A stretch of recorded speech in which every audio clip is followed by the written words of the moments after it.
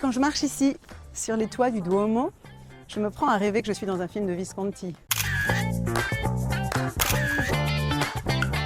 Le Duomo, c'est la cathédrale de tous les superlatifs. 135 flèches qui s'élèvent vers le ciel, 3400 statues qui ornent la cathédrale et qui elle-même est couverte entièrement d'un sublime marbre rose et blanc qui a été prélevé pas très loin d'ici, au bord du lac Majeur. Et le Duomo est la plus grande église de la République d'Italie. Et vous allez me dire, Saint-Pierre alors? Saint-Pierre fait partie de la cité-État du Vatican.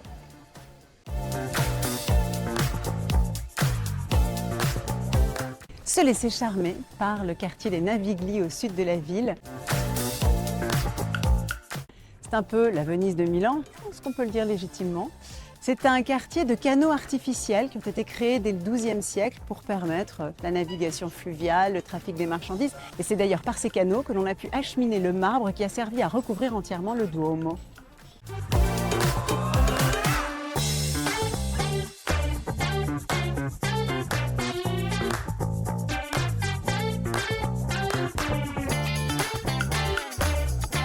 Ici, on peut trouver tout un tas de photos d'archives de Milan. C'est fascinant parce qu'on retrouve des quartiers qu'on a pu traverser. Et regardez les Navigli, un peu changé, hein, nostalgie quand même. On n'a pas été les seuls à monter sur les toits du Duomo. Il y a également 4 garçons dans le vent qui y étaient avant nous. Découvrir les case di ringhiera, c'est un témoignage des constructions qui ont été édifiées au début du XXe siècle.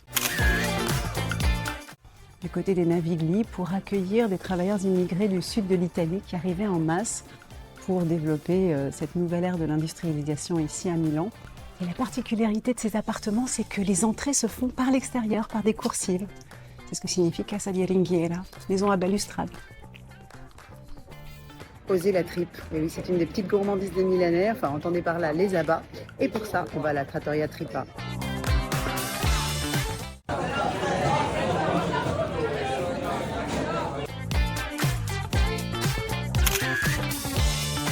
Et oui, j'en suis là.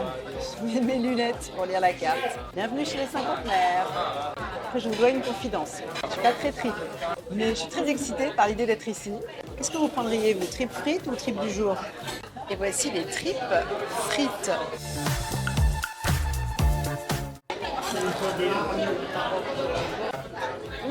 Super bon.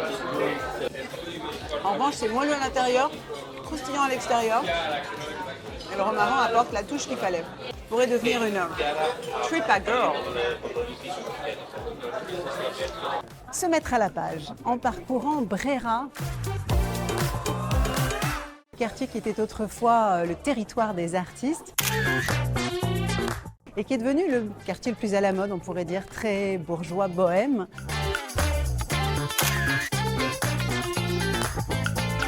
C'est vraiment là où il faut être. Puis peut-être à Brera, aller visiter la Pinacothèque, qui est l'un des plus beaux musées de peinture ancienne classique ici à Milan. Admirer la peinture lombarde du XVIe siècle dans l'église San Maurizio Maggiore, que l'on appelle aussi la chapelle Sixtine de Milan. Alors elle est beaucoup plus petite que le Duomo, mais elle n'en est pas moins fascinante. Elle est recouverte entièrement de peintures. Ces peintures appartiennent à ce que l'on a appelé l'école lombarde du XVIe siècle.